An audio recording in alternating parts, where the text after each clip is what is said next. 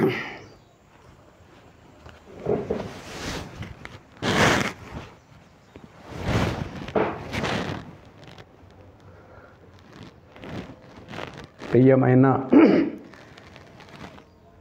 YouTube శ్రోతలకు అభినందనలు తెలియపరుస్తూ ఈరోజు మేము పెట్టబోయేటువంటి వీడియో మత ధర్మ సామరస్య సాధ్య అసాధ్యములపై ప్రామాణిక విశ్లేషణ. మత ధర్మ సామరస్య సాధ్య అసాధ్యాలపై ప్రామాణిక విశ్లేషణ.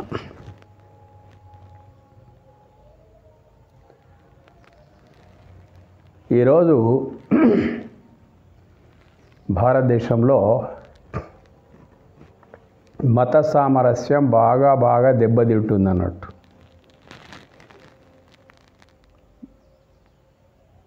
మతాలకు సంబంధించినటువంటి ప్రభుత్వాలు, మతాభిమానానికి సంబంధించినటువంటి ప్రభుత్వాలు ఏర్పడ్డాయి కాబట్టి మా మతాలకు వాళ్ళ ద్వారా చాలా ఇబ్బందులు కలుగుతున్నాయని చెప్పేసి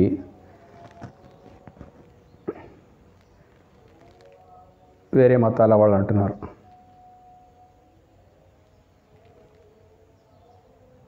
ఎన్నో శతాబ్దాల తరబడి మీ నుంచి బాధను తట్టుకోలేక ఉన్నాయన్ని పోగొట్టుకొని సంస్కృతిని విచ్ఛిన్నం చేసినటువంటి మీ మతాలే మాకు ఇబ్బంది పెడుతున్నాయి కాబట్టి మా రక్షణ మేము కల్పించుకుంటున్నామని చెప్పేసి సనాతనులు అంటున్నారు. ఇది ఎక్కడ అంతు దొరకని ఒక వింత రచ్చలాగా మారిపోతున్నది డే బై డే. అందుకే మనం ఏ విధంగా సామరస్యాన్ని సాధించగలుగుతాము, ఎట్లా మనుగడ సాగించగలుగుతాము అనేటువంటిది ఆలోచించదగినటువంటి విషయం అన్నట్టు. సామాన్య ప్రజలు, మతం ఏదైనా కానీ ప్రజలు సామాన్యమైనప్పుడు వాళ్ళకి ఇవన్నీ ఏం పట్టింపు ఉండయి.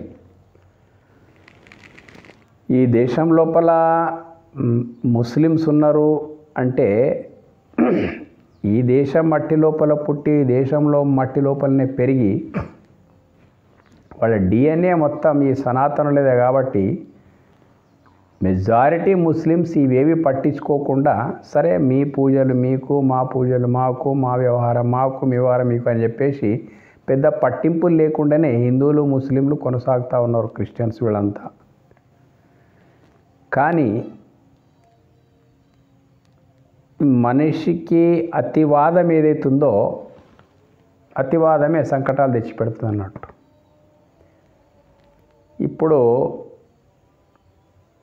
అతివాదము, మతోన్మాదము సనాతనంలో ఉన్నట్టు ఎందుకు కనిపించదంటే సనాతనం లోపలనే మతోన్మాదము, అతివాదము కనుక ఉంటే ఇన్ని మతాలు ఇక్కడ మనుగడ సాగించేవే కావు. మొత్తం మీద 6వ శతాబ్దపు అంతంలో ఇస్లామీ దేశంలో వచ్చినప్పుడు కొంతమంది ఇక్కడికి వచ్చేసిండ్రు. సరే మీ ఆచారం ఏదైతే మాకేం చేసేది, మీరు దేవుని విశ్వసిస్తున్నారు కాబట్టి వెల్కమ్ అన్నారు. పద్ధతులు వేరే అయిపోయినప్పటికైనా కానీ సరే మాకేం అభ్యంతరం లేదని అన్నారు అన్నట్టు. అది ఆ రకంగా 800 సంవత్సరాలకు పూర్వము, ఇంకా 1000 సంవత్సరాలు ఇట్లా నడుస్తూ ఉందన్నట్టు. ఎన్నో మతాలు ఉన్నాయి ఇక్కడ. ఏమి కూడా అట్లా వేరే పరమత అసహనం అనేటువంటిది సనాతనం లోపల లేనట్టు మనకు దీంతో ప్రూఫ్ అయిపోతుంది అన్నట్టు. మతోన్మాదము, పరమత అసహనం అనేటువంటిది ఇది మంచిది కాదు, కానీ కొనసాగుతూ ఉంది. ఇప్పుడు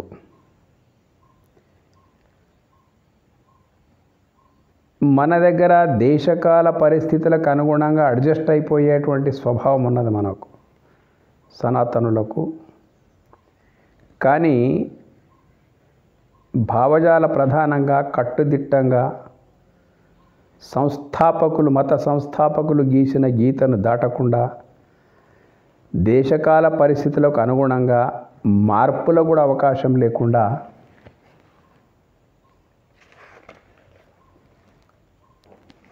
కొనసాగుతున్నటువంటి మతాలన్నట్టు. వారి వారి మత స్థాపకులు చెప్పినవే వారికి సర్వస్వం. వారి మతస్థాపకుల ఆచార సంహిత మాత్రమే వాళ్ళకు గీటురాయి.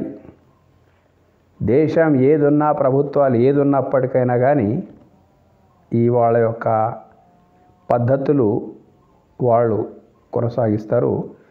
ఏ పరిస్థితుల్లో అటు ఇటు ఆలోచించే పని అనేటువంటిది వాళ్ళకు ఉండదు. దేశం ఏమైతేమి, కాలం ఏమైతేమి, పరిస్థితులు ఏముంటేమి మా మాట మాకే. మా స్థాపకుల మాటంటే మాటే. ఇవి ఒకటి సుమారు 2000 సంవత్సరాలుగా ఉన్నటువంటిది, ఇంకొకటి సుమారు 1450 సంవత్సరాలుగా కొనసాగుతున్నటువంటి మతాలు. ఈ రెండు బలీయమైనటువంటి భావజాలాలతో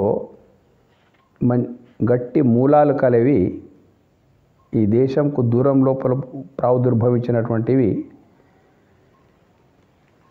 అయితే సనాతన వ్యతిరేక భావజాలానికి సంబంధించినటువంటి వీటికి విత్తనాలు పడ్డది 4000 సంవత్సరాలకు పూర్వం. హిందూ వ్యతిరేక భావజాలమే ఉన్నదన్నట్టు. వెలుగు చూసిన విలక్షణ భావజాలం 4000 సంవత్సరాల మొదలే ఈ భావజాలం అనేటువంటి నెలకొన్నదన్నట్టు. ఈ మతాలకు సోదరులు ఎవరంటే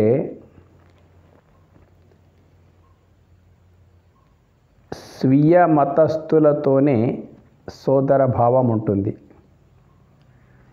వీళ్ళు వ్యవహారం కొరకు మనతోని అందరితోని మంచిగా ఉన్నట్టున్నా కానీ సోదర భావం మాత్రం వాళ్ళ మతాన్ని ఎవరు స్వీకరిస్తారో వాళ్ళతోనే సోదర భావం ఉంటుండదు అన్నట్టు.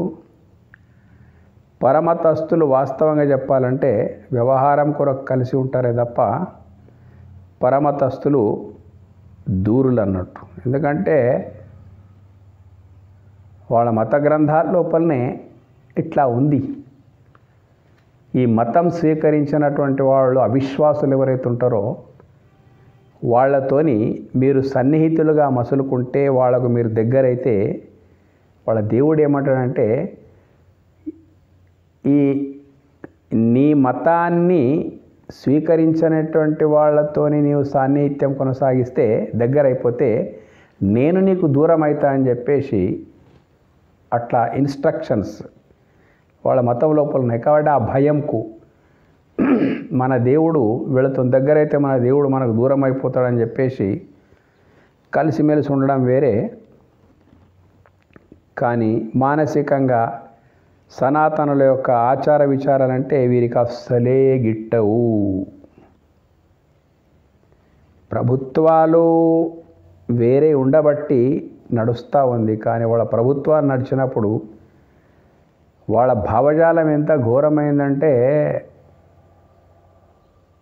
మీరు మీ మతంలో ఉండాలనుకుంటే మాకు పన్ను చెల్లించండి అని ఔరంగజేబ్ మహారాజ్, అక్బర్ లాంటి వాళ్ళు అంతకు మొదలు మొత్తం మీద మీరు మారితే మతం మారండి, ఇస్లాం మతం లోపలికి రండి, మీ మతం లోపల మీరు ఉండాలనుకుంటే దానికి వేరే జిజియా పన్నువి కట్టాలి మీరు అని చెప్పేసి తీర్థయాత్రలకు పోతుంటే కూడా పన్ను కట్టిపోవాలి.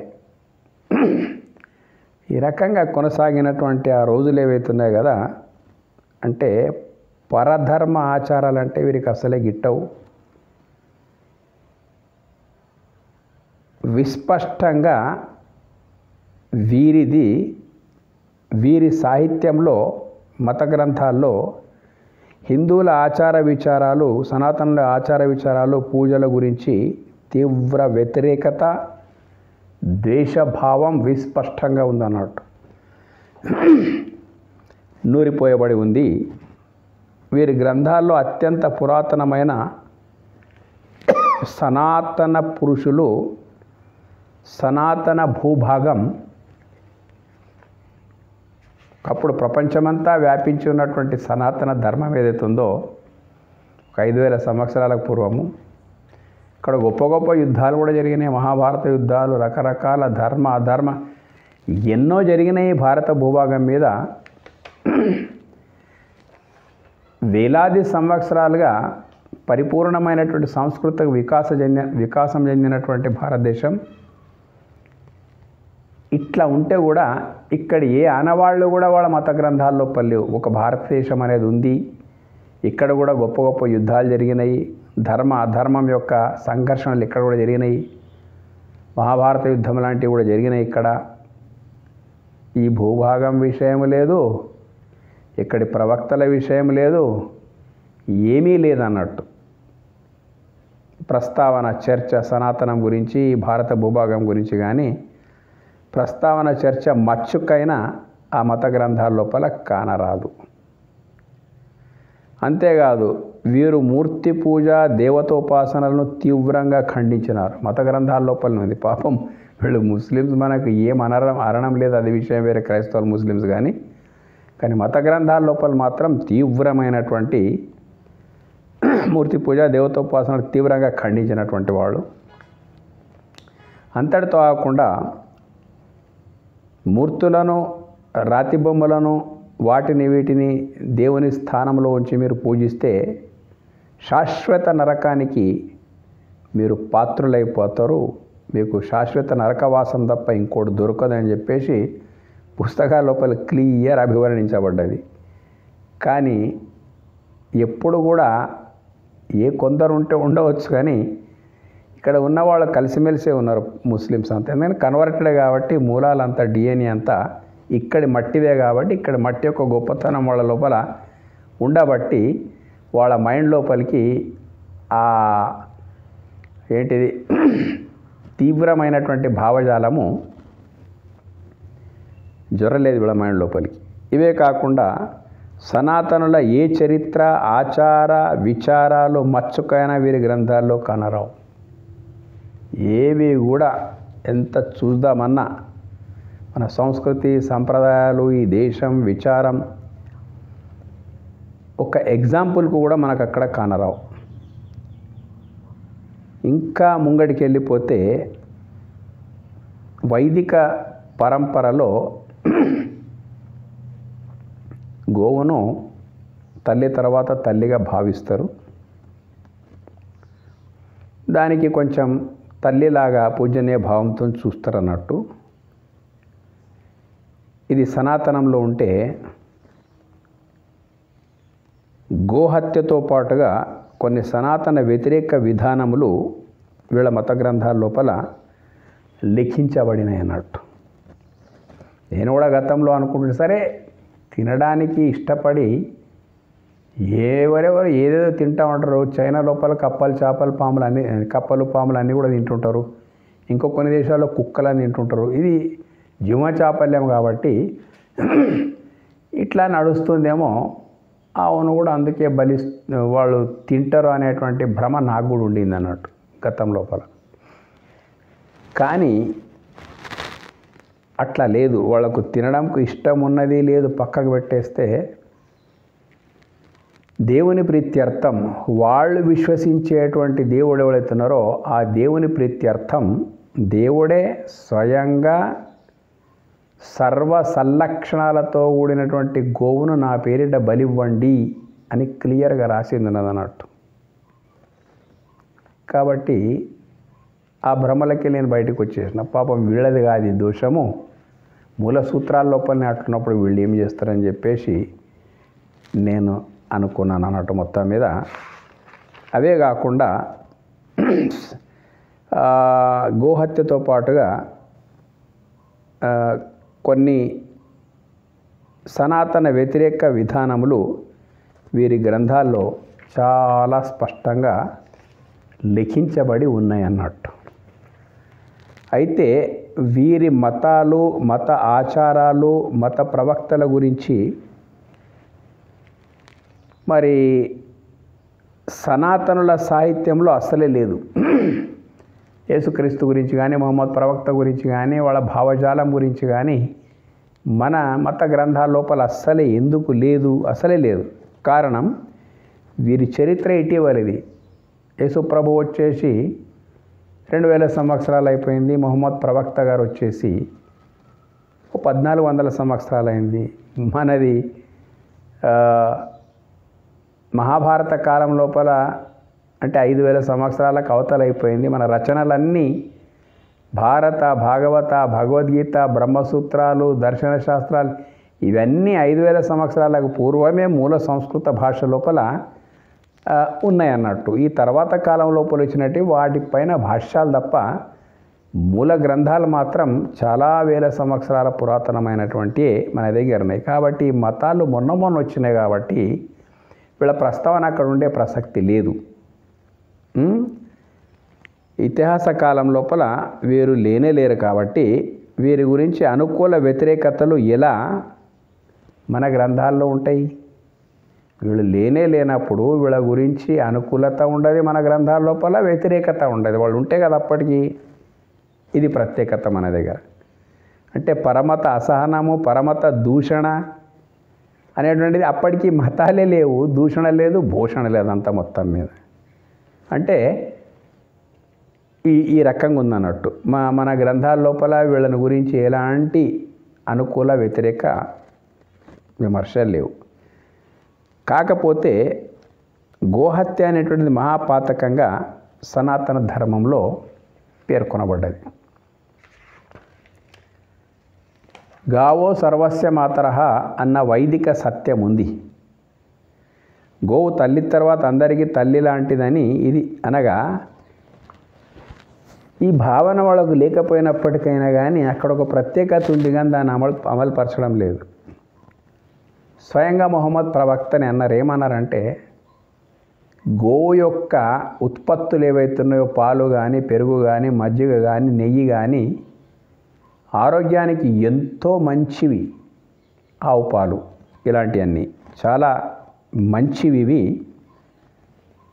కానీ గోమాంసం ఆరోగ్యానికి మంచిది కాదు అని హదీస్ లోపల కూడా పేర్కొనబడ్డది. కానీ మరి ఇవన్నీ కరెక్టే, కానీ హదీస్లో పేర్కొనబడ్డది ఎంత సత్యమో సూర్య అల్-బఖరా లోపల ఈ ప్రస్తావన ఉన్నదన్నట్టు. గోవును దేవుని ప్రీత్యర్థం సర్వాంగ సుందరమైనటువంటి గోవును బలివ్వాలని చెప్పేసి అక్కడ గ్రంథం లోపల ఉంది. కానీ ప్రవక్త వాక్కు లోపల ఇది ఉంది. గోవు యొక్క అన్ని ఉత్పత్తులు చాలా మంచివి, గోమాంసం మాత్రం ఆరోగ్యానికి మంచిది కాదు అని చెప్పింది అన్నట్టు. ఇది ఇట్లా ఏది అనుకోవాలి, ఏది అనుకోకూడదు అర్థం కానటువంటి పరిస్థితి అన్నట్టు.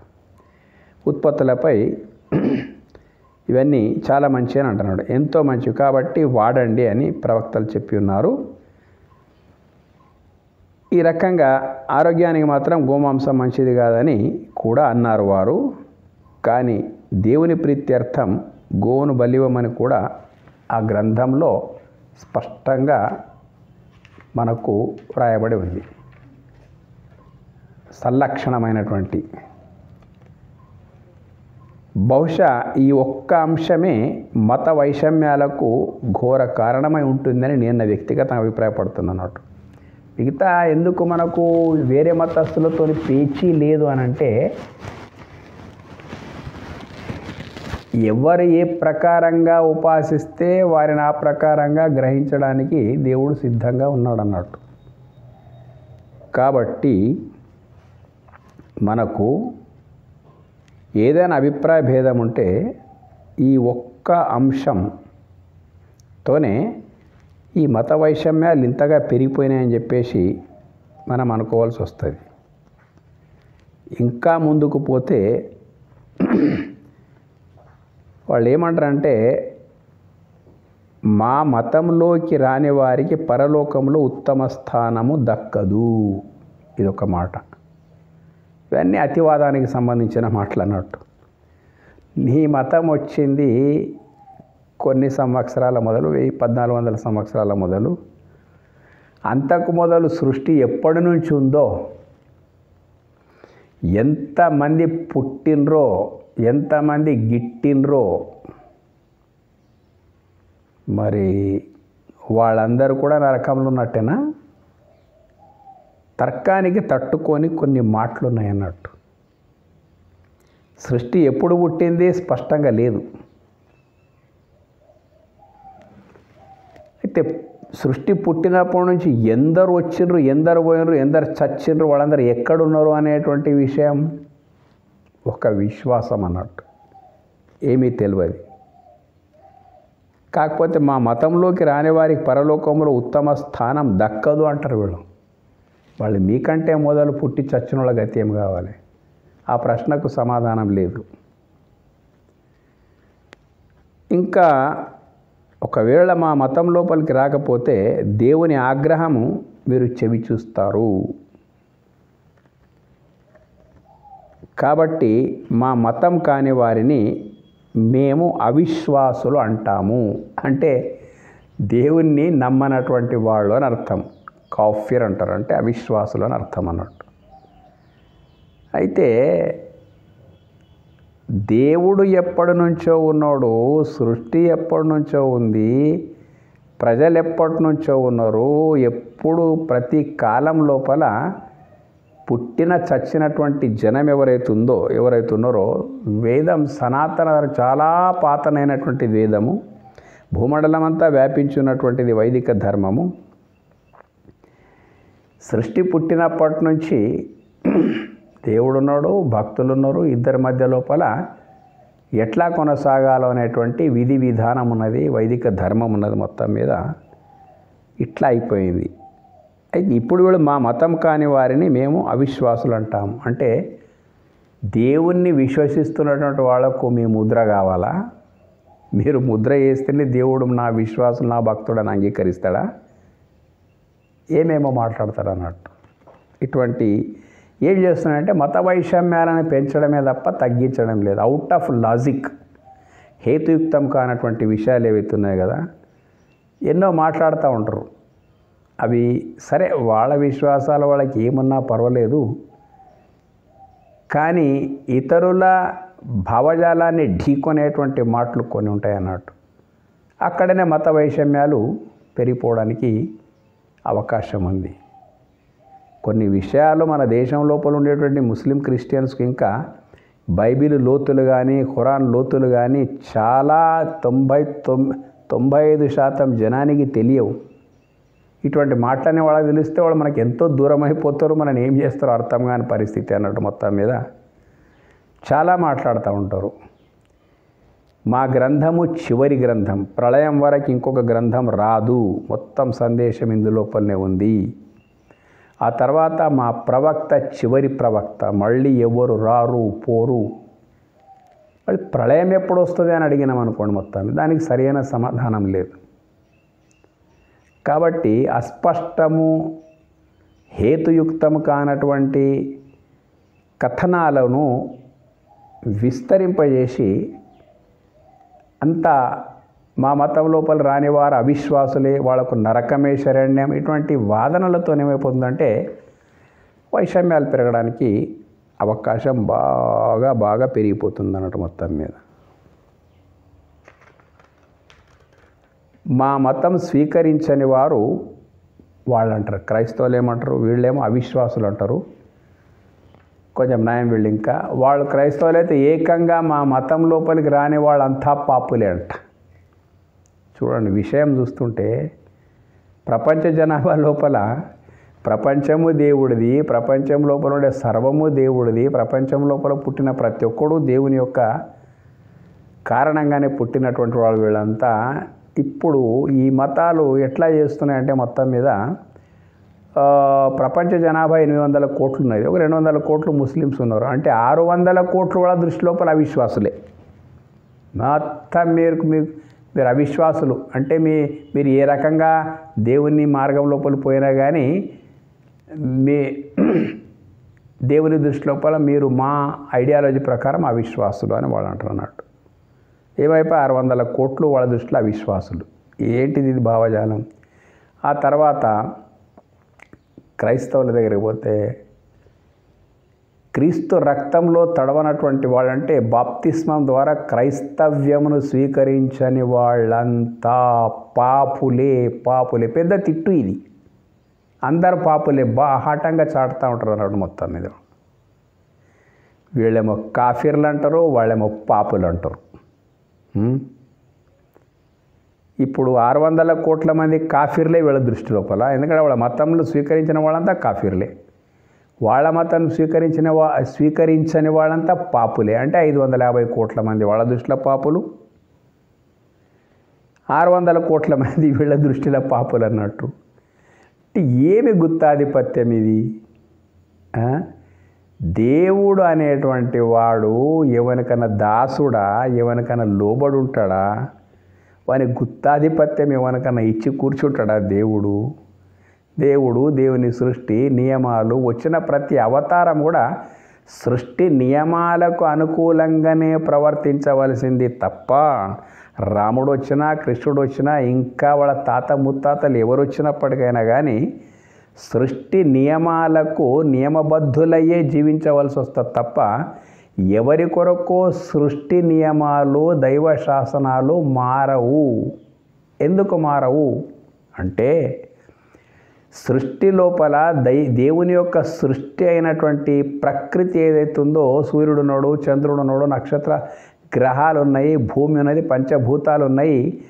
వీటి నియమాలు ఏవైతున్నాయి కదా, రాముని కాలంలో లక్షలు కోట్ల సంవత్సరాల నుంచి కూడా ఆ నియమాలు అట్లాగే కొనసాగుతున్నాయి. అందరి కొరకు ఒకటే రకంగా కొనసాగుతూ ఉన్నాయి. ఆ నియమాలంతా అందరి కొరకు ఒకటే రకంగా కొనసాగుతూ ఉన్నాయి అన్నట్టు. ఎవరి కొరకు కూడా ఈ నియమాలు, సృష్టి యొక్క నియమాలు మారలేదు.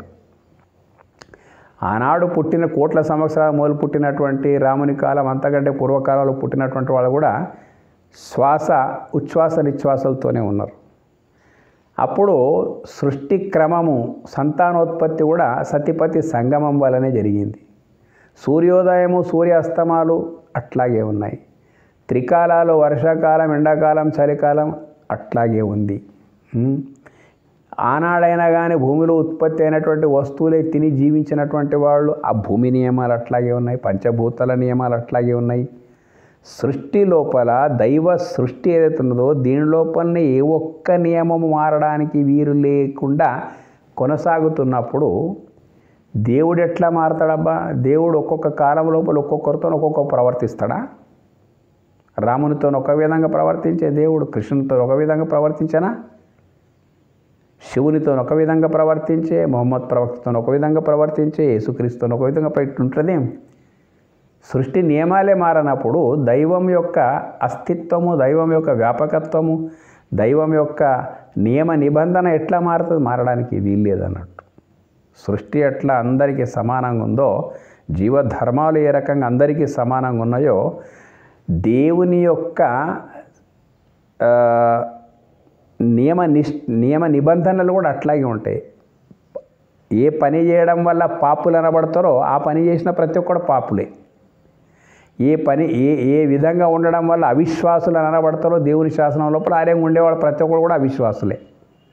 అంతే తప్ప ఈ కాంటాక్ట్ ఎవరికి దొరకలేదు, ఎప్పుడు ఎవరికి దొరకలేదు ఈ కాంటాక్ట్. రాముడు వచ్చిండు, సృష్టి నియమాలకు అనుగుణంగానే పోయిండు, దైవ శాసనానికి అనుగుణంగా ఇట్లా అందరూ కూడా పోయినన్నట్టు. కానీ ఇక్కడ వచ్చేవరకు ఏమైపోతుందంటే ఈ రకంగా వాడు పాపులు అంటారు, వాళ్ళు పాపులు అంటారు, వీళ్ళు ఉంటేనేమో అవిశ్వాసులు మీరు అంటారు. ఇద్దరు కలిసి మా మతం నమ్మకపోతే మీరు నరకంలాగే పోతారని వాళ్ళు అంటారు పాపులు, కానీ వీళ్ళు అదే అంటారు. మళ్ళీ ఎట్లా ఇప్పుడు మొత్తం ఏ మతంను నమ్ముదాం మనం? ఎవరి దగ్గర గుత్తాధిపత్యం ఉంది? ఇట్లా ఉంది. వారికి పరలోకంలో స్థానమే లభించదు, నరకమే వారి స్థానమని క్రైస్తవులు అంటారు.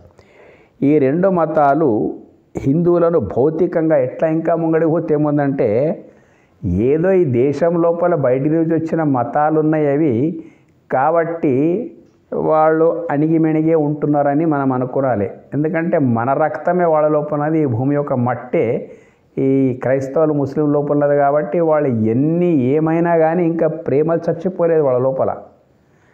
ఈ భారతదేశంలో పుట్టిన వాళ్ళకు ఆ యొక్క ప్రత్యేకత ఉన్నది. ఎన్ని మత గ్రంథాలు వచ్చినా వీళ్ళని మార్చలేకుండా పోయినాయి అన్నట్టు. అయితే ఇప్పుడు బయట పెట్టుకోరు, మత సూత్రాలు వాళ్ళ గ్రంథాల లోపల చెప్పినవి బయట పెట్టేస్తే మనము చాలా కష్టాలు మనకు వస్తాయి. కానీ ఆ కష్టాలు రానివ్వకుండా మనం తీసుకొని పోతున్నారు వాళ్ళు. అంత డేంజరస్ భావజాలం గ్రంథాల లోపల ఇమిడి ఉన్నది అన్నట్టు. హిందువులను భౌతికంగా కాకుండా ఇప్పుడు గతం లోపల మన హిందూ లోపల ఉండేటువంటి పూర్వీకులు కొన్ని వేల సంవత్సరాల మొదలు ఇదంతా శాస్త్రాలను వక్రీకరించి అంటరానితనాన్ని ప్రతిపాదించి కుల వ్యవస్థ, వర్ణ వ్యవస్థ, కాక వికలము అట్లా చేసి చివరికి అంటరాని వాళ్ళగా కొందరి మీద ముద్ర వేసి పశువుల కంటే హీనంగా చూసి ఏదైతే నష్టం కొని తెచ్చుకున్నారో అది సమసిపోతున్నది ఈ రోజుల లోపల. అది లేదు, దాని కొరకు వ్యతిరేకంగా చట్టాలు తయారైపోయినాయి. భౌతికంగా కాకుండా మనకు భావాత్మకంగా ఈ రెండు మతాల వాళ్ళు కూడా అంటరాని వారుగా భావిస్తారు అన్నట్టు. అంటే మనము మన వాళ్ళ భావజాలంకు మనం అనుసరించకపోతే మనను ఒక వేరే దృష్టితోనే వాళ్ళు చూస్తారు అన్నట్టు. మానవేతర దృష్టితోని, పాపుల దృష్టితోని చూస్తూ ఉంటారు అన్నట్టు. ఒక మాటలో చెప్పాలంటే భౌతికంగా మనతోనే అంటిపెట్టి ఉంటున్నారు కానీ భావాత్మకంగా మాత్రం వాళ్ళ మనసుల లోపల మనము పనికి మాలిన వాళ్ళమే, మనం అంటరాని వాళ్ళమే, ఈ రకంగా మత సూత్రాల లోపల ఉన్నది అన్నట్టు. కానీ వాళ్ళు ఆచరించడం లేదు. వాళ్ళకి ధన్యవాదాలు. మనం ఇలా ప్రతి దాంట్లో ఘర్షణ వాతావరణమే. ఎక్కడ పోయినా ఘర్షణ వాతావరణమే. వచ్చిన వాళ్ళు వచ్చినారు నాయన ముస్లింలారా, వచ్చి మీకు కావలసినంత భూభాగం ఉండింది, ఆట్ లోపల మీరు కట్టుకొని ఉంటే ఎవడొద్దనడం మీకు. కానీ గుళ్ళను పగలగొట్టడము, మస్జిద్లను నిర్మించడము, ఈ దౌర్జన్యకారులు ఆక్రాంతాలు వచ్చి అంటే దురాక్రమణదారులు వచ్చి చేసిన మొట్టమొదటి పని. ఏం అవసరం అది? ఈ రకంగా మరి ఎందుకు అట్లా చేస్తారు అనేటువంటి విషయం మనం బాగా ఆలోచిస్తే ప్రతి దాంట్లో ఘర్షణ వాతావరణమే. ఇలా వీరు ఈ దేశాన్నే ముక్కలు చేసి ఇవన్నీ చేసి ఇప్పటివరకు ఈ దేశం ముక్కలైపోయింది, 3 ముక్కలైపోయింది. మాకు మా భావజాలానికి అనుకూలంగా ఉండటం కొరకు మీరు మాతో ఉండడానికి వీల్లేదు, కాబట్టి మేము వేరేనే ఉంటాం. మా భావజాలానికి తగినట్లు ఒక రాజ్యాన్ని ఏర్పాటు చేసినప్పుడు కూడా బంగ్లా అయిపోయింది, పాకిస్తాన్ అయిపోయింది, అంతకు మొదలు ఎప్పుడో ఒకప్పుడు ఆఫ్ఘనిస్తాన్ కూడా అయిపోయింది అన్నట్టు. ఇట్లా వీళ్ళ మత సాహిత్యపు లోతు లోపలికి వెళితే ఎక్కడా హిందువులతో సోదర భావపు ఆస్కారమే లేదు, ఉండబోదు కూడా. అయితే మానవీయ ప్రేమ సౌభ్రాతృత్వానికి మించినది మతం కాదు. మతంలో మానవత్వము, సౌభ్రాతృత్వము ఉండి తీరాలి. ఇవి రెండు లేకపోతే అది మతము అనేటువంటిది భావ్యమైనటువంటిది కాదు. కానీ ఈ మతాలలో విశ్వమానవ సౌభ్రాతృత్వం, వసుధైక కుటుంబం అనేటువంటి పదాలకు అర్థమే వేరుందన్నట్టు. మనమేమో బేషరతుగా వసుధైక కుటుంబం అంటున్న సనాతన ధర్మం, విశ్వమానవ సౌభ్రాతృత్వం అంటున్నది అన్నట్టు. ఇవి అర్థం కాకుండా మన వాళ్ళు విఫలమైనటువంటి పరిస్థితులు మనం చరిత్రలో చూసినాం ఇక్కడ. కానీ వీళ్ళు మాత్రం వసుధైక కుటుంబం అని అప్పుడే భావిస్తాము, అర్థమే వేరుందన్నట్టు. విశ్వమానవ సౌభ్రాతృత్వం, వసుధైక కుటుంబం అనే మాటలకు అర్థాలే వేరే ఉన్నాయి. ఎట్లా వేరే ఉన్నాయంటే, ఈ భూమి మీద ఉన్నటువంటి ప్రజలందరూ ఎవరైతే ఉన్నారు కదా, మొత్తము చివరి వ్యక్తి వరకు మా మతాన్ని ఎప్పుడు స్వీకరిస్తాడో అప్పుడే వసుధ ఏక కుటుంబం కిందికి మేము లెక్క పెడతాం. బాజాప్తా అతివాదులు ఈ రకంగా వాదిస్తూ ఉంటారు అన్నట్టు. అప్పుడే మా మతాన్ని స్వీకరించినటువంటి వాళ్ళే మాకు సోదరులు. వసుధైక కుటుంబం అప్పుడే సాధ్యం ఎప్పుడైతే ఈ భూగోళం అంతా చివరి వ్యక్తి వరకు మా మతాన్ని స్వీకరించి ఈ భూగోళపు ప్రతి అంగుళం మీద మా ధ్వజం ఎప్పుడైతే ఎగురుతుందో అప్పుడే మాది వసుధైక కుటుంబం అంట. అప్పుడే విశ్వమానవ సౌభ్రాతృత్వం, అందరూ మాకు సోదరులు. ఈ విశ్వం ఇట్లా ఇదే అంతిమ లక్ష్యంతో ఏం చేస్తూ ఉన్నాయి మతాలు? చతుర్విధ ఉపాయాలతో, సామ దాన భేద దండోపాయాలు, ఈ చతుర్విధ ఉపాయాలతోని ఈ మూల లక్ష్య సాధన కొరకు పడని తంటాలంటూ లేవు వాళ్ళకు. మొత్తం మీద ఉద్యమిస్తున్నారు ఈ మతవాదులంతా. ఇక మన భారతదేశము, ఇక్కడున్న భారత ప్రజలు ఎంత ఔదార్యం గలవాళ్ళో అనే సర్టిఫికెట్ కూడా, సనాతనులు అంటే చాలా మంచివాళ్ళు అనే సర్టిఫికెట్ కూడా వాళ్ళే ఇస్తారు. ఎందుకంటే ఒక 58 దేశాలు ఒకడుకున్నాయి, 100 దేశాలు ఒకడుకున్నాయి. కానీ ఏ దేశం లోపల కూడా ఇక్కడున్నంత సౌభ్రాతృత్వ భావన, పరస్పర ప్రేమ, అడ్జస్టింగ్ నేచర్ ఏదైతే ఉన్నదో ప్రపంచంలో ఏ దేశంలో లేదని చెప్పేసి మళ్ళీ వాళ్ళే అంటారు అన్నట్టు. ఇట్లా ఉద్యమాలు నడుస్తూ ఉన్నాయి. ఇప్పుడైతే రోజు రోజుకు పెరిగిపోతూ ఉన్నాయి. ఈ గుడి నాదనంటే కాదు, అవును, ఇవన్నీ ఇక అది హిందువుల లోపల కూడా ఏమైపోతుందో డే బై డే అంటే వాళ్ళ అతి ప్రవర్తన పెరగడం వల్ల వీళ్ళ లోపల కూడా స్పందన వస్తున్నది. పూర్వకాలం లోపలగా లేవు ఇప్పుడు. ఏవైనప్పటికైనా కానీ అందరికీ వర్తించేటువంటి విషయం ఏంటిదంటే, మనము ఇంటర్నెట్ యుగం లోపల ఉన్నాము, గూగుల్ ప్రపంచం లోపల ఉన్నాము. గతం లోపల ఒక 500 సంవత్సరాల క్రితం ఏ రాజులు ఎంతమందిని చంపేసినరో, ఎన్ని గుళ్ళు గూలగొట్టేసి ఆ మూర్తులనంతా తెచ్చి కాళ్ళ క్రిందేసి తొక్కినరో, అప్పుడు ఇంత సమాచార విప్లవం లేదు, ఎవరికి అది వ్యాపించలేదు. కానీ ఇప్పుడు ఎక్కడ ఏం జరిగినా క్షణాల పైన ప్రపంచవ్యాప్తంగా వార్త అనేటువంటిది వస్తూ ఉంది. కాబట్టి అందరూ కూడా జాగ్రత్తగా ఉండాలి. ఇప్పుడు సామరస్యం పెరగవలసింది ఖచ్చితంగా. నా వ్యక్తిగత అభిప్రాయం, సృష్టి నియమాలు, జీవధర్మాలు అందరికి ఒక్క రకంగా ఎట్లయితున్నాయో, మత సామరస్యపు అడుగు లోపల నేనేమంటున్నా అంటే, పుస్తకాలు కొంచెం సేపు పక్కకు పెట్టి సృష్టిని చూసి ఆలోచించండి, ప్రకృతిని చూసి ఆలోచించండి. ప్రకృతి ఏ రకంగా అయితే మీ అందరితో సమానంగా వర్తిస్తా అని చెప్పేసి స్వాగతం పలుకుతూ ఉందో, అట్లాగే దేవుడు కూడా మంచి మనసున్న ప్రతి ఒక్కరికి చేరదీస్తాడు. ఇది అక్షర సత్యం. నీ మతాలు, గ్రంథాలు పక్కకు పెట్టాలి. భగవద్గీత అయితేమి, ఖురాన్ అయితేమి, బైబిల్ అయితేమి, మానవత్వం, పరస్పర ప్రేమ, సౌభ్రాతృత్వం, మంచితనంకే ప్రాధాన్యత ఉంటుంది. ఎట్లా అయితే నిప్పుంది, ఇప్పుడు అందరికీ సమానంగా వర్తిస్తుంది. అది జాగ్రత్త వాడుకుంటే నీ పనిలో కొడుతుంది, అజాగ్రత్త పడ్డవాడే నిన్ను కాల్చేస్తుంది. దైవ శాసనం కూడా అట్లాగే ఉంటుంది అన్నట్టు. ఎట్లా నీవు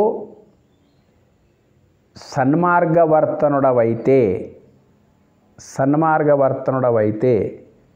నీ దేశం ఏదైతేమి, నీ కాలం ఏదైతేమి, నీ మతం ఏదైతే, నీ విశ్వాసం ఏమైతేనేమి, నీతో అది ఉందా లేదా ఫస్ట్ దేవుడు చూస్తాడు అన్నట్టు. చూసి ఓకే, నీవు సన్మార్గవర్తనుడవే, సజ్జనుడవే అయితే రైట్, వచ్చేసే నదికి అంటాడు అన్నట్టు. దుర్జనుడు కనుక నీవైనవనుకో, నీ దేశం ఏదైతేమి, నీ మతం ఏదైతేమి, నీకు విశ్వమానవ సౌభ్రాతృత్వం లేదు, సోదరభావం లేదు, సమానత్వం అంటే ఇట్లా పరమత అసహనంతో కూడుకొని ఇబ్బందుల పాలు, ఇటువంటి దుర్జనత్వం ఏదైతుందో దుర్జనులందరికీ ఒకవైపు రమ్మని చెప్పేస్తున్నాడు. సృష్టి నియమం, ప్రకృతిలో ప్రతి ఒక్కటి పంచభూతాలు ఎంత సమానంగా మనతో వర్తిస్తూ ఉన్నాయో, పంచభూతాల సృష్టికర్త అయిన దేవుని లోపల అలాంటి సమానతనే ఉంటుంది అనేటువంటి భావాన్ని ఫస్ట్ పెంపొందించుకోవాలి. ఇది మనకు ప్రకృతి నేర్పుతున్నటువంటి ఒక గొప్ప గుణపాఠం అన్నట్టు. ఉదయించే సూర్యుడు మతపక్షపాతంతో తన వెలుతురును ప్రసాదించాడు, అందరిపైన ప్రసాదిస్తాడు. దాన్ని ఎట్లా వాడుకోవాలి నీ ఇష్టం అన్నట్టు మొత్తం మీద. ఇది నా వ్యక్తిగత అభిప్రాయం. అయితే ఈ భావం కొంచెం మారాలి. మనము హేతుయుక్తమైనటువంటి మార్గం లోపల పురోగమించాలి. కాబట్టి సనాతనులమైనటువంటి మనం కూడా కొన్ని మన బాధ్యతలు ఉంటాయి. ఇప్పుడు ఏమైపోతుందంటే పాపం అన్ని మతాలలో కూడా అన్ని మతాల మీద పెత్తనం చెలాయిస్తున్నటువంటి వాళ్ళు రాజకీయ నాయకులు. అన్ని మతాల మీద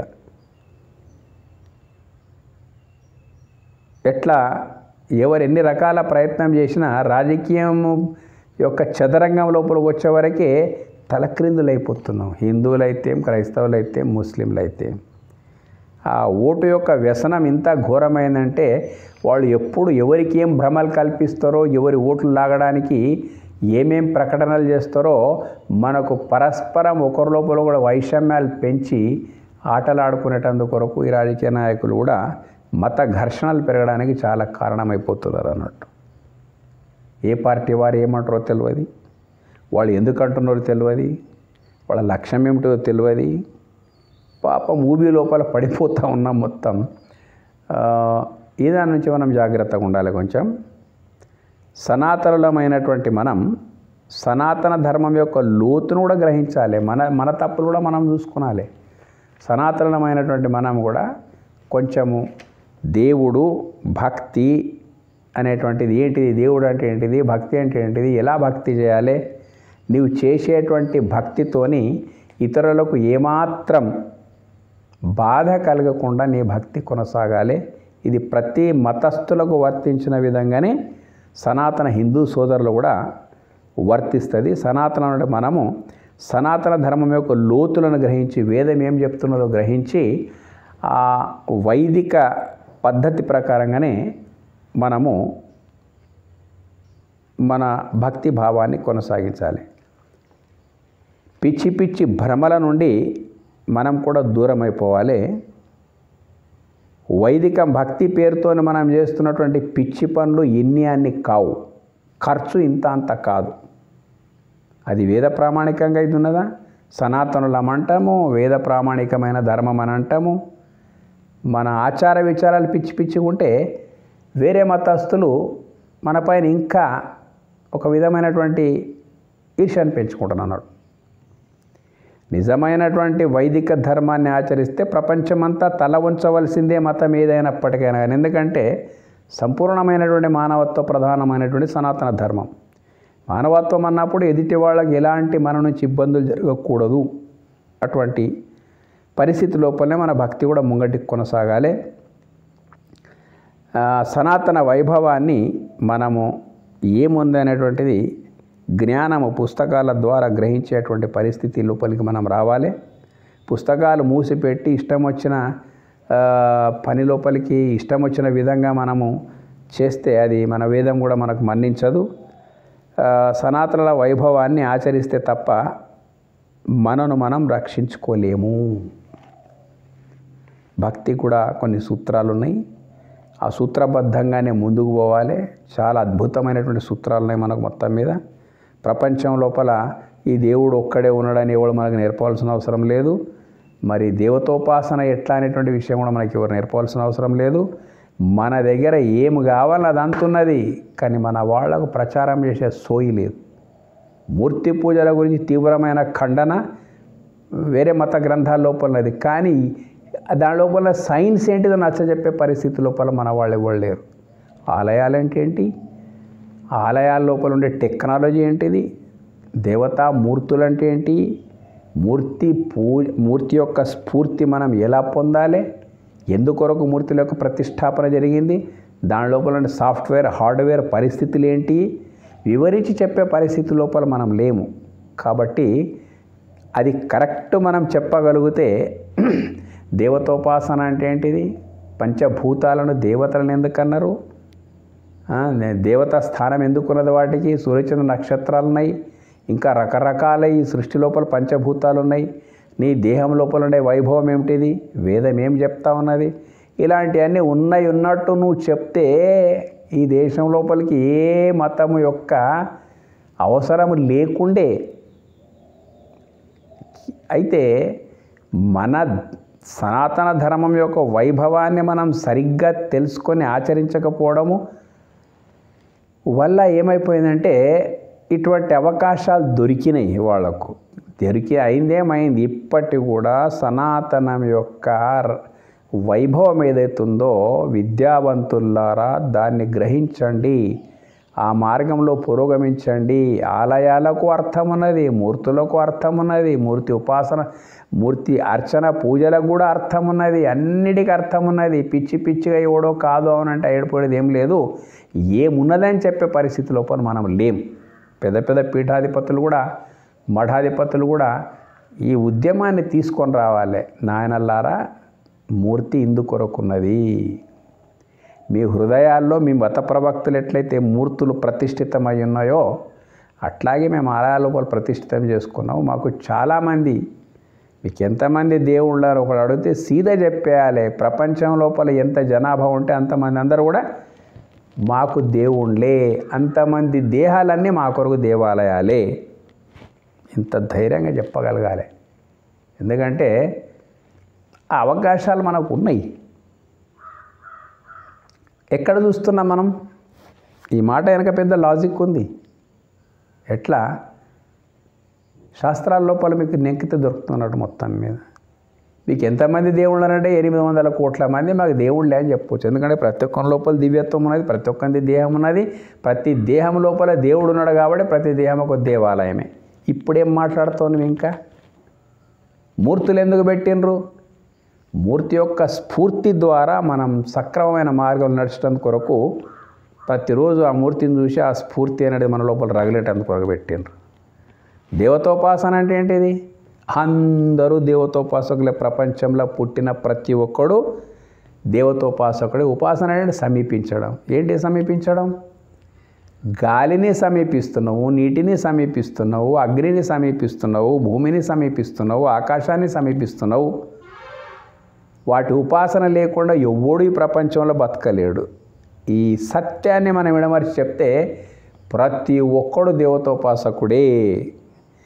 పంచభూతాల యొక్క ప్రయోజనాన్ని పక్కకు నెట్టి ఏ దేవుని నెంకుంటావో, గాలిని పీల్చుకోకు, బతుకుతాం చూడు, నీటిని త్రాగకు, బతుకుతాం చూడు. దేవుడు ఏర్పాటు చేసినటువంటి పరిస్థితులు, దేవుడే వీటన్నిటి ఒకదాని కూడా దగ్గరకు ఉంచేసాడు. లోపల ఆత్మగా తానే ఉన్నాడు, బయట పంచభూతాలుగా తానే ఉన్నాడు. తన యొక్క వైభవం ఉన్నది. నీ ఆత్మ లోపల ఉండాలంటే పంచభూతాల ఉపాసన చాలా అవసరం ఉన్నది. చాలా వైభవపేతమైనటువంటి సనాతన ధర్మం ఉన్నది ఇది మొత్తం మీద. ఇదాన్ని మనం సరిగ్గా ఆచరించి అనుసరిస్తే ఎవరో వచ్చి మనకి ఏం నోరు విప్పడానికి వీలు లేదు ఎవరు కూడా. ఎంత దూరం ఉన్నది మన సనాతన ధర్మం అంటే ఏం ప్రశ్నలు వేస్తావా? నిన్ను తీసుకొని పోయి క్వశ్చన్ లెస్ స్టేజ్, అక్కడ ఇంకా ప్రశ్నలే రావు. నిశ్శబ్దం బ్రహ్మముచ్యతే అంటే ఆ పరమాత్ముని గురించి ఏం మాట్లాడుతావు అక్కడ అన్నీ తెలిసిన పరిపూర్ణమైన తర్వాత నిశ్శబ్దంగానే ఉండి ఆనంద అనుభవం లోపల ఉండగలుగుతావు. అంత లెవెల్ వరకు సనాతన ధర్మాన్ని తీసుకొని పోయింది. ఎక్కడున్నాం మనం? కాబట్టి ఎవరు ఏమైనా ఉండుగాక మన బలహీనతలే ఎదుటి వాళ్లకు బలాలు అయిపోయినాయి. గ్రంథాల లోపల కూడా ఇట్లా ఉన్నది, అట్లా ఉన్నది. మరి మనను మనం రక్షించుకోవాలి. ఎంతవరకు ధర్మం ముసుగు లోపల ఆటపాటలు కొనసాగుతూ ఉంటాయో, వినోదాలతోని కాలం గడుపుతూ ఉంటామో అంతవరకు మనకు విధర్మీల యొక్క బాధ తప్పది. ఈ రకంగా వైజ్ఞానికంగా సనాతన ధర్మం యొక్క విశ్వజనీనమైనటువంటి స్థాయి ఏదైతున్నదో మనోవైజ్ఞానికంగా నిరూపించుకోవాలి మనం. ఈ రకంగా ఉన్నది. మత సామరస్యంకి ఏం ధోకా లేదు. కానీ కొందరు అతివాదులు వచ్చేసి వాటిని కొంచెం వక్రీకరించి చెప్పి అందులో ఈ రాజకీయ నాయకులు, ఈ పార్టీలు, ప్రజాస్వామ్యం ఇవన్నీ కలిపి కొంచెం గొడవలు ఎక్కువైపోతున్నాయి. నేను నా మతంతో పాటు అన్ని మతాలలో కూడా ఒకటే చెప్తున్నా, మానవత్వాన్ని పెంపొందించుకోండి, సౌభ్రాతృత్వాన్ని పెంపొందించుకోండి. మతం లోపల ఉండేటువంటి సూత్రాలను సరిగ్గా అధ్యయనం చేయడానికి ప్రయత్నం చేయండి. మరి దేశకాల పరిస్థితుల ప్రకారంగా మార్చుకోవాల్సిన ఏమన్నా ఉంటే మార్చుకోవడానికి కూడా ప్రయత్నం చేయాలి అని చెప్పేసి మనవి చేస్తున్నా. ఈ వీడియో మీకు నచ్చితే సబ్స్క్రైబ్ చేయండి. టోటల్ నాకు దొరికినటువంటి గౌరవ డాక్టరేట్ కూడా మత సామరస్యం పైనే దొరికింది. కాబట్టి అన్ని గ్రంథాలు క్షుణ్ణంగా చదవాల్సి వచ్చింది నాకు. ఎక్కడెక్కడ ఏమేమి ఉన్నాయో చదివిన తర్వాత అరే ఎక్కడెక్కడ ఏమో ద్వేషాలు పెరిగిపోయేటందుకు కొరకు చాలా అవకాశాలు ఉన్నాయి. వీటి గురించి విశ్లేషించుకొని మనమంతా ఒక్కటి కావాలన్నదే నా అభిప్రాయం. ఏ మతం పరమత అసహనం అస్సలు ఉండకూడదు. ఎవరికి కూడా పరమతం యొక్క అసహనం ఉండకూడదు. పరమతాల లోపల ఉండేటువంటి మానవత్వపు వ్యతిరేకతలు ఏమన్నా, మానవత్వపు వ్యతిరేకంగా ఏమన్నా ఉంటే వాటి విషయం లోపల మనం ఆలోచించవలసింది తప్ప అందరినీ కలుపుకొని పోవడమే నిజమైన మానవత్వం. ధన్యవాదాలు.